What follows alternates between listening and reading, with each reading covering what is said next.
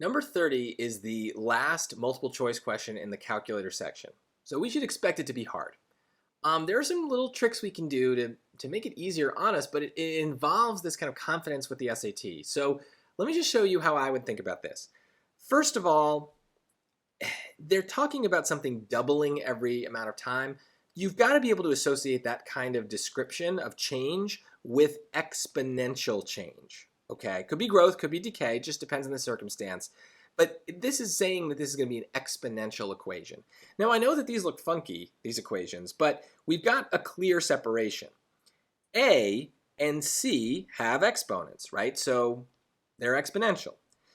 B and D, they might not look like normal things that you've seen, but they don't have exponents, so they're not going to match with what we're looking for. These are basically lines, okay?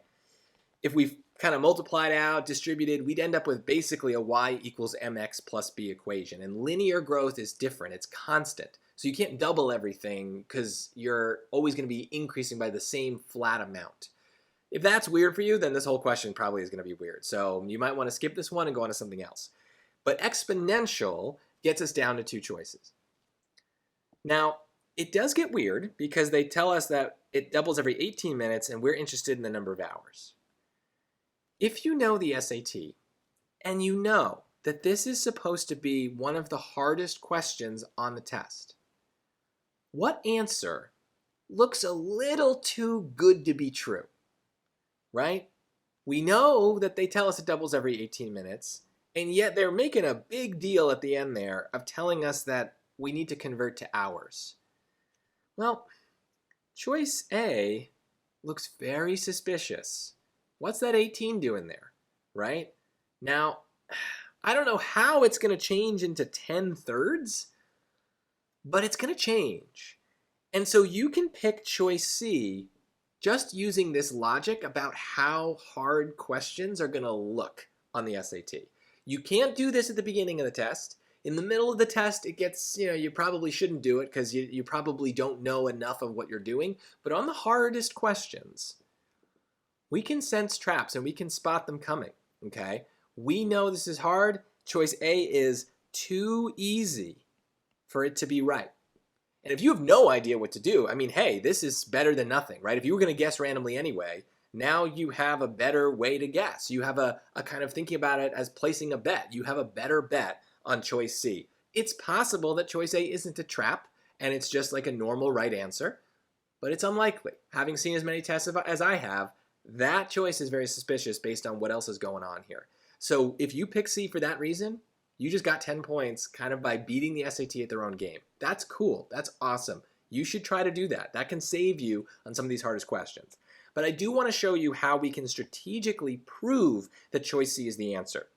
Basically, if I were thinking just, like in those terms, I would be like, all right, what do I have? I have a bunch of equations in my answer choices. What do I like to go with my equations? I like points, because then I can plug points into those equations. It's a great way of understanding what's happening with numbers instead of thinking conceptually about it, because that's where those traps show up, right? If you're just thinking abstractly, much more likely to fall for a trap. So what I need to do is I need to find some points, because there aren't really any that are obvious, just kind of given. The first one that I would notice is that at the start of the experiment, there are 75 bacteria. Well, that's really, really useful in most cases, but not in this one. That gives me the point 0.075, right? The time, whether it's in minutes or hours, is 0. 0 is 0. So we know that at 0t, the number of bacteria is 75. Now, if we plug that point into all 4 of the choices, unfortunately, all of them are going to work. So it's not a good point. Normally, it actually does get rid of 2 choices. It's basically a y-intercept. So y-intercepts are really good. They're really helpful. 0 is a great point. Good thing to kind of think about. I'm just going to save you the time. Doesn't work here. So we need another point, okay? Well, they don't directly give it to us. But if we start incorporating that doubling every 18 minutes, we know that at some point, we are going to have 150 bacteria, right? Because it starts with 75. So let's just do one doubling, right? So one doubling would be 75 goes to 150. You have the calculator if you can't do that. But the problem is that x coordinate isn't 18 because that's the number of minutes, and they're making a point of telling me that the x's, the t's, are in terms of hours. So I have to convert. That's not that hard to do, right? So basically, we know that 18 minutes is what fraction of the 60 in an hour, right? So we can do our calculator there. 18 divided by 60 is 0.3. So I'll just leave it as a decimal. Now we can plug that 0.3 in for t, because now it's the right unit. It's the right number of hours. It's our value of t. And we have the calculator, so this would be easy. I'm only going to do it in A and C just to show you, but let's do it in choice A. So that would be 75 times 2 to the 0.3 divided by 18. So let's do 0.3 divided by 18 first. 0.3 divided by 18 is a really tiny number, so it's 0.016 repeating. So I'm going to just keep that in my calculator and raise 2 to that answer. And I get another kind of messy number, 1.011, and then I'm going to multiply that by 75. And we see that overall, this choice for n would be 75.9. But remember, we need it to be 150. So that doesn't work. Now, if we do the same thing in choice C, let's come down here with it. That's going to be 75 times 2 to the 10 times 0.3 over 3. So 10 times 0.3 is 3. 3 over 3 is 1. So this is 75 times 2 to the first, which is 150, exactly what we need, thus proving choice C. It's hard.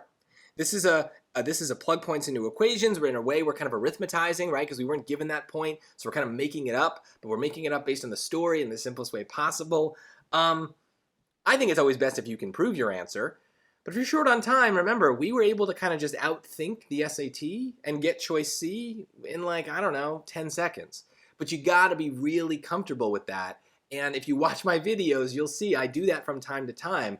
And it does get easier and easier to recognize those trap answers the more practice tests you take. So my advice is, if you really want to get good at this, take more practice tests, but don't just find the right answer.